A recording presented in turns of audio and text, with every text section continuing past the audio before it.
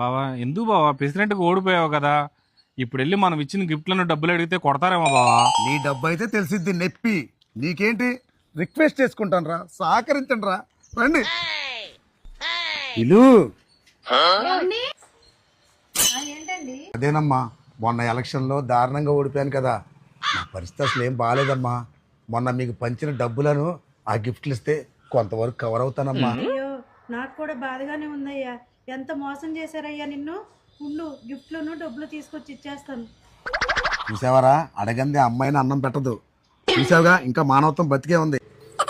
ఇదిగో అయ్యా, నీ ఇచ్చిన బొచ్చాను 50. ఏయ్, ఏంట్రా ఇది? నేను పంచమన్నది 5,000 కదా, నేను ఇమ్మన్నది కుక్కర్ కదా, ఏంటి బొచ్చ 50 రూపాయలు? బావా అది రే, నీకు 2,000 రూపాయలు క్యాష్ ఇచ్చి హాట్ బాక్స్ ఇచ్చి పంచమంటే ఇయ్యేంట్రా? నాకేం తెలుసు అన్నా, నేను సురేష్ గారికి 1000 రూపాయలు జగ్గిచ్చాను. బావా నీకు తెలియదే ఉంది, మేము పార్టీని నమ్ముకుని బతికేవాళ్ళం. ఓ 10 మంది చేతులు మారాక ఇంకా వాళ్ళకి ఏం వెళ్తుంది బావా, ఈ బొచ్చను 50 రూపాయలు తప్ప. రేయ్, అంటే నేను ఓడిపోలేదు నా యాళ్ళారా, మీరే నన్ను ఓడగొట్టారు. బావా గెలుపు ఓటములు సహజం, లైట్ తీసుకో. రే నువ్వు 2 లైట్ ఎత్తరాపో.